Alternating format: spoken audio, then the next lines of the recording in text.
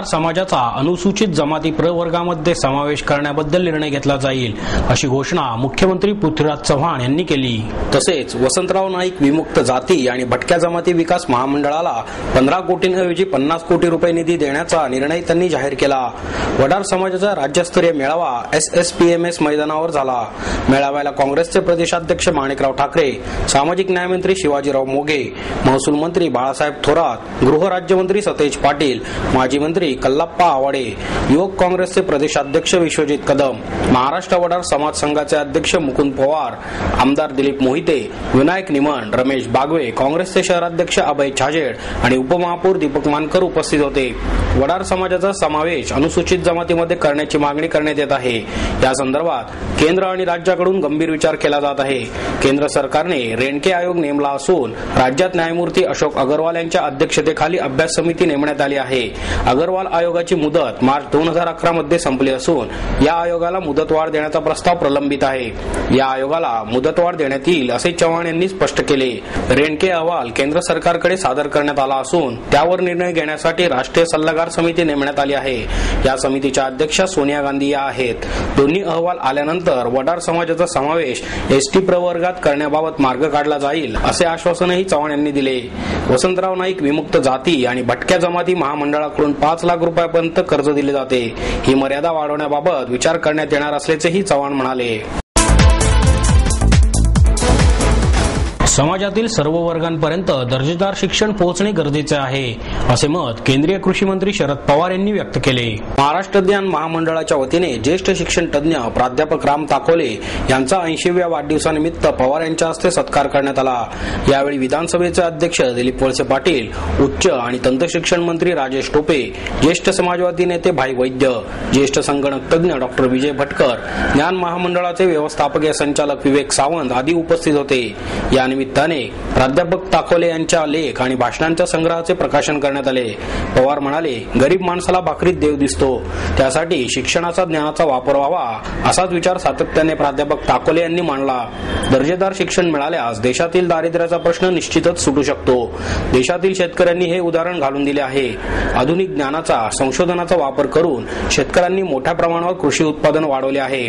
पीक पद्धतीत बदल करून आज देशात 250 दशलक्ष टन धान्याचे उत्पादन झाले असून धान्य ठेवायचं कुठे हा प्रश्न निर्माण झाला आहे। समाजातील प्रश्न सोडवण्यासाठी तंत्रज्ञानाचा, शिक्षणाचा वापर झाल्यास त्याचा अधिकाधिक स्वीकार होतो हा अनुभव असून त्या दृष्टीने दर्जेदार शिक्षणाचा प्रसार व्हायला हवा। प्राध्यापक ताकोले म्हणाले, शिक्षणातून मूल्य निर्मिती सोबतच संपत्ती निर्मिती व्हायला हवी। शिक्षण आणि विकास यांचा संबंध लावला तरच शिक्षणाचा खरा हेतू साध्य होऊ शकेल। त्या दृष्टीने शिक्षण पद्धतीने आवश्यक बदल व्हायला हवा। MKCL हे या दृष्टीने एक आदर्श प्रारूप आहे।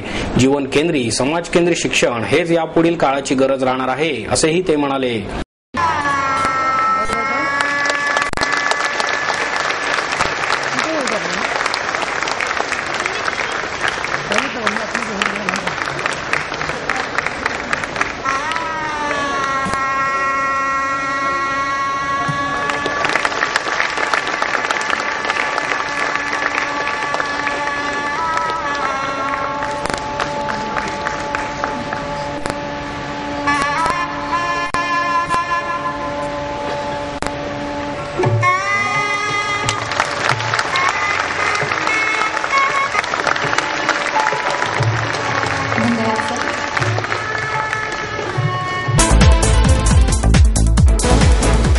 राज्यस्तरीय रिक्षा सौंदर्य स्पर्धेत कोल्हापूरच्या असलम शेख यांच्या रिक्षाने प्रथम क्रमांक पटकावला। सांगली येथील किरण घाडगे यांच्या रिक्षात दुसरा आणि कोल्हापूर येथील किरण पवार यांच्या रिक्षाने तृतीय क्रमांक मिळवला।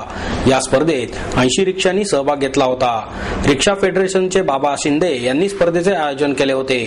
कोल्हापूर येथील असलम शेख या विजेत्या स्पर्धकास रोख 8,888 रुपये आणि सन्मान चिन्ह देऊन गौरवण्यात आले, तर दुसऱ्या क्रमांकासाठी सांगली येथील किरण घाडगे यांना रोख 7,777 रुपये आणि तृतीय क्रमांकासाठी कोल्हापूर येथील किरण पवार यांना रोख 6,666 रुपये आणि सन्मान चिन्ह प्रदान करण्यात आले। स्पर्धेत सहभागी झालेल्या रिक्षांमध्ये अत्याधुनिक सुविधा प्रवाशांसाठी उपलब्ध करून देण्यात आल्या होत्या। वातानुकूलित LCD, CCTV camera, laptop, mobile सुविधा, म्युझिक सिस्टीम, फायर सुविधा, त्याचप्रमाणे अंतर्गत सुविधांसह बाह्य सजावट कशी आहे याचा विचार यावेळी करण्यात आला। यावेळी रिक्षा चालकांचा लकी ड्रॉ काढण्यात आला होता. त्यामध्ये गणवेश, रिक्षांचे हूड, 25 रिक्षा चालकांना इलेक्ट्रॉनिक मीटर आणि सहभागी रिक्षा चालकास घड्याळ प्रदान करण्यात आले. राज्यस्तरीय रिक्षा सौंदर्य स्पर्धा ही महाराष्ट्रात प्रथमच आपण पुण्यात आणि महाराष्ट्रात पहिल्यांदा आयोजित करतोय. विशेषतः सातारा, सांगली, कोल्हापूर या भागात अशा प्रकारच्या रिक्षा सौंदर्य स्पर्धा गेली 3 वर्ष आम्ही आयोजित करत होतो आणि गेल्या वर्षापासून आपण ही पुण्यात रिक्षा घ्यायला सुरुवात केली. ज्या पद्धतीने सातारा, सांगली, कोल्हापूरमध्ये ह्या सौंदर्याने नटलेल्या रिक्षा प्रवाशांना सुखसुविधा देतात, त्याच पद्धतीने पुणे शहरातील किंवा राज्यातील सर्व रिक्षा चालकांनी त्यांचे एक अनुकरण करून त्याच पद्धतीच्या रिक्षा प्रवाशाला लागणाऱ्या सुखसुविधा देण्याकरता आम्ही रिक्षा चालकांना उत्तेजनात मिळण्याकरता ह्या खास रिक्षा स्पर्धेचं आयोजन केलेलं आहे. जवळपास ह्या रिक्षा आता ह्या सौंदर्य स्पर्धेत 70 ते 80 रिक्षा चालकांनी याच्यात सहभाग घेतलेला आहे आणि राज्यातील बहुतेक पार्टमधनं हे रिक्षा संघटनेच्या पूर्ण याच्यामध्ये 2 लाखापासून 12 लाखापर्यंत एका रिक्षाला ह्या लोकांनी सजावट करण्यासाठी खर्च केलेला आहे. आणि विशेषतः ही सजावट सौंदर्य स्पर्धा आहे म्हणूनच केवळ हे रिक्षा चालक रिक्षा सौंदर्य स्पर्धेत रिक्षा तयार करतात असं काही नाहीये. तर ह्या पद्धतीने 12 महिने त्या पद्धतीने अगदी स्वतःच्या रोजच्या बैठकीला जसं करतात त्या पद्धतीने खर्च करून ही रिक्षा मेंटेन केली जाते. ह्या सगळ्यात महत्वाचा मुख्य हेतू आम्ही हा आहे. शहरातील नद्यांची गटारे झाली असून जलप्रदूषण हा देखील भ्रष्टाचारच आहे, असं प्रतिपादन जलतज्ञ आणि जलबर्यादरीचे संस्थापक राजेंद्र सिंग यांनी केले. पाणी हक्क समितीच्या वतीने पुणे जिल्हा पाणी परिषदेत राजेंद्र सिंग यांनी मार्गदर्शन केले. भारिप बहुजन महासंघाचे अध्यक्ष प्रकाश आंबेडकर अध्यक्षस्थानी होते. अजित अभ्यंकर, विश्वंभर चौधरी हे उपस्थित होते. राजेंद्र सिंग यांनी पाण्याची लढाई ही गरीब श्रीमंत अशी आहे असे सांगितले. गरिबांचे पाणी पळवताना रावणाची प्रवृत्ती दिसून येते असे सांगून ते म्हणाले, देशात अनेक नद्या शहरातून जातात. शहरात पोहोचण्यापूर्वी त्या नद्या असतात, परंतु शहरातून बाहेर पडताना त्यांचे मैला पाणी वाहून नेणारे गटार होते. हे प्रदूषण देखील भ्रष्टाचारच आहे. सांडपाणी शुद्धीकरण करून ते नदीत नाही तर शेतीमध्ये दिले पाहिजे. नैसर्गिक नदी नाले गाडून पुण्यात रस्ते आणि इमारती उभ्या केल्या गेल्या. रामनदी गाडली गेली. याकडे राजेंद्र सिंग यांनी लक्ष वेधले. दूषित आणि हक्काच्या पाण्यासाठी होणाऱ्या लढाईत आपण बरोबर राहू अशी ग्वाही त्यांनी परिषदेत दिली. पुण्याचे पाणी लवासासाठी वापरले गेले. आज मितीस 3 TMC पाणी पळवले गेले. शहरात ठेकेदार आणि बिल्डरांसाठी महापालिकेची सत्ता राबवली जात असून नगरसेवकांच्या घरापुढे आंदोलन करण्याचा निर्णय परिषदेत घोषित केल्याचे प्रकाश आंबेडकर यांनी सांगितले. पुणे जिल्हा वाचवायचा की लवासा वाढवायचे याचा विचार पुणेकरांनी करावा असे ते म्हणाले. पाणी परिषदेतून आगामी काळात पाणी हक्कासाठी आंदोलन उभे केले जाईल असेही त्यांनी सांगितले.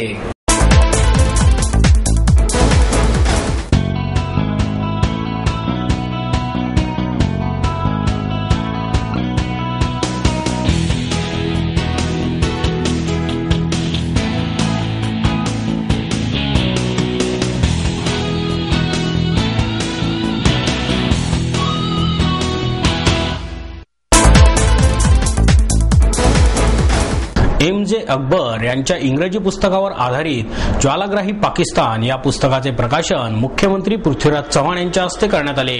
तसेच Sarhad research centre for conflict resolution and peace आणि चिनार पब्लिकेशनच्या पाकिस्तान विषयक पुस्तकांच्या प्रकल्पाचा शुभारंभही मुख्यमंत्र्यांच्या हस्ते करण्यात आला. यावेळी अकबर, पुस्तकाचे अनुवाद करणाऱ्या रेखा देशपांडे, प्रकल्प संपादक अरविंद गोखले, सरहदचे संस्थापक संजय नहार, सरहद रिसर्च सेंटरचे अध्यक्ष भारत देसरला, आदित्य राज शहा आदी उपस्थित होते. भारत आणि पाकिस्तानला पुढील काळात युद्ध परवडणार नाहीत. व्यापार, उद्योग, गुंतवणूक वाढवण्यात आली तर दोन्ही देशांमधील संबंध सुधारू शकतील. भारताचा वेगाने विकास होत आहे, त्यात दहशतवादातून अडथळे आणले जात आहेत. या मुकाबल्यातच आपली आर्थिक ताकद गुंतली आहे. ही ताकद विकासात आली तर भारत वेगाने प्रगती करेल अशी भीती पाकला आहे.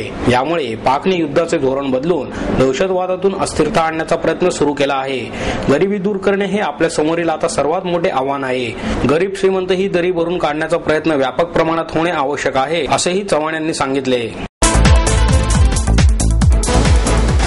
कात्रज येथील नौकाविहार बंद करण्यात यावा अशी मागणी मी वडार महाराष्ट्राचा या संघटनेच्या वतीने करण्यात आली।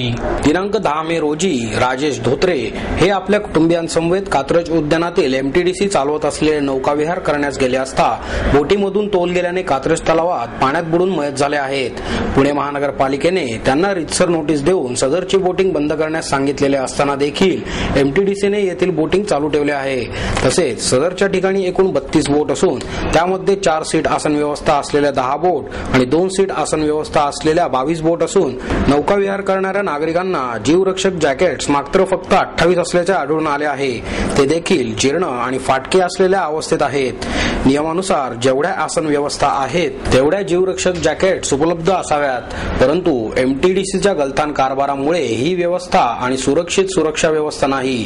राजेश धोत्रे यांनी आणि त्यांच्या कुटुंबियांनी जीवरक्षक जॅकेटची मागणी केली असताना त्यांना जॅकेटची काही गरज नसल्याचे सांगून योग्य सुरक्षा दिली गेली नसल्यामुळे राजेश धोत्रे यांचा मृत्यू ओढवला।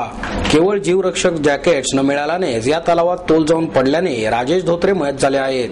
म्हणून यास पूर्णपणे एमटीडीसीचा बेजबाबदारपणा कारणीभूत आहे। तसेच राजेश धोत्रे यांच्या कुटुंबियांना न्याय मिळवून देण्यासाठी एमटीडीसी प्रशासनावर त्वरित सदोष मनुष्यवधाचा गुन्हा नोंदवण्यात यावा। तसेच जोपर्यंत योग्य सुरक्षा व्यवस्था पर्यटकांना मिळणार नाही तोपर्यंत एमटीडीसी किंवा अन्य कोणत्याही संस्थेला नौकाविहारास परवानगी देण्यात येऊ नये, अन्यथा वडार समाज संघटनेकडून नागरिकांच्या हितासाठी तीव्र आंदोलन आणि उपोषण करण्यात येईल असा इशारा मी वडार महाराष्ट्राचे महाराष्ट्र संपर्क प्रमुख दयानंद इरकल यांनी दिला। आज या ठिकाणी मी वडार महाराष्ट्राच्या आमच्या वडार समाज संघटनेच्या माध्यमातून दिनांक 10 रोजी कात्रजच्या तलावामध्ये आमच्या समाजाचा युवक राजेश धोत्रे याला योग्य अशी सुरक्षा न मिळाल्याने त्या ठिकाणी तो तोल जाऊन त्या पाण्यामध्ये पडून बुडून मृत्युमुखी पडलाय। या ठिकाणी एमटीडीसीला कुठल्याही प्रकारचं पुढील मुदतवाढ न देता देखील त्यांची मुदत पैसा कमवण्याचा धंदा केला आणि योग्य अशी सुरक्षा व्यवस्था त्या ठिकाणी नव्हती आणि त्या ठिकाणी जॅकेट ज्या जीवरक्षक जॅकेट मात्र फक्त 30च आहेत। वास्तविक पाहता आसन व्यवस्था 32 बोटींच्या हिशोबाने पाहिलं तर 64 होते, त्याप्रमाणे 64 जॅकेट तिथे आवश्यक होत्या आणि ज्या वेळेस नौकाविहार करताना एखादा पर्यटक त्या नौकेमध्ये बसतो तर त्यावेळेस ते जीवरक्षक जॅकेट त्याला घालणं हे कंपल्सरी करणं गरजेचं होतं, कारण तिकीट घेतल्याशिवाय आतमध्ये जाऊ देत नाही। मग जॅकेट न घालता यांना आतमध्ये सोडलं कसं हा महत्वाचा प्रश्न निर्माण होतो। आज या ठिकाणी एमटीडीसीच्या माध्यमातून हे चालणारं बेकायदेशीर असं नौकाविहारामुळेच आज राजेश धोत्रे हा आमच्या समाजातील एक चांगला युवक या ठिकाणी मृत्युमुखी पडलाय। त्याच्या मृत्यूमुळे त्याच्या घरावर जी दुःखाची छाया पसरली आणि जी आज जो करता पुरुष त्यांच्या घरातला या ठिकाणी मृत्युमुखी पडलाय याला जबाबदार मात्र हा बेजबाबदार एमटीडीसीचा गलथान कारभारच त्याला प्रामुख्याने जबाबदार आहे। आज या ठिकाणी आम्ही आमच्या समाजाच्या या मी वडार महाराष्ट्राच्या संघटनेच्या माध्यमातून आम्ही या एमटीडीसीवर सदोष मनुष्यवधाचा खुनाचा जो गुन्हा दाखल करण्यासाठी या ठिकाणी एकत्रित जमलोय। आम्ही त्या पद्धतीने या ठिकाणी भारतीय विद्यापीठ पोलीस स्टेशनला आम्ही आमचं निवेदन सादर केलंय। जर योग्य कारवाई करण्यात आली नाही तर आम्ही या ठिकाणी समाजाच्या वतीने मोठं आंदोलन छेडून या ठिकाणी उपोषणाला बसू। वेळ पडलीच आम्ही रास्ता रोको करून या आंदोलन तीव्र कसं करता येईल यासाठी प्रयत्न करणार आणि जोपर्यंत राजेश धोत्रे न्याय मिळणार नाही, त्याच्या कुटुंबियांना न्याय मिळणार नाही, आम्ही हे नौकाविहार जाऊ देणार नाही, संपूर्ण बाग बंद करणे या ठिकाणी हे उद्यान बंद करून टाकू असं या ठिकाणी मी जाहीर करतो। आपली सावली गायब होण्याचे कुतूहल रविवारी पुणेकरांनी अनुभवले। बालगोपाळांपासून ते वयोवृद्ध मंडळींनी सुद्धा आपल्याच सावलीचा अनुभव घेतला। अनेकांनी रस्त्यात, घराच्या गच्चीवर जाऊन तर हंशी खगोलप्रेमींनी आयोजित केलेल्या कार्यक्रमास खास उपस्थित राहून झिरो शॅडो डेची अनुभूती घेतली। ज्योतिर्विद्या परिसंस्था पुणे यांनी टिळक स्मारक मंदिरामध्ये सकाळी कार्यक्रमांचे आयोजन केले। अनेकांनी त्याला खास उपस्थिती लावली। त्यामध्ये विद्यार्थ्यांच्या चेहऱ्यावर आनंद विशेष जाणवत होता। विज्ञानाचे कुतूहल अनुभवता येत होते। संस्थेच्या वतीने दुर्बिणींचीही व्यवस्था करण्यात आली होती। त्यामुळे अनेकांनी भर दुपारी 12:30 वाजता सावली हळूहळू सरळ रेषेत खाली जात असलेली पाहिली। रस्त्याने जाताना येताना सुद्धा नागरिक सावलीकडे विशेषत्वाने बघत होते। नेहमी सूर्याची किरणे तिरपी पडत असल्याने सावली तिरपी दिसते। रविवारी मात्र सूर्यकिरणे सरळ रेषेत पृथ्वीवर आली होती। त्यामुळे सावली सरळ रेषेत खाली सरकत गेली आणि सावली काही क्षण गायब झाल्याचा अनुभव घेता आला। आता 15 मे रोजी मुंबई आणि अहमदनगर येथे दुपारी 12:35 तेथील नागरिकांना सावली नाहीशी होण्याचा अनुभव घेता येईल, तर 19 मे रोजी औरंगाबाद आणि जालना तसेच 20 मे रोजी नाशिक येथे हा अनुभव तेथील नागरिकांना दुपारी 12:15 ते 12:30 दरम्यान घेता येणार आहे।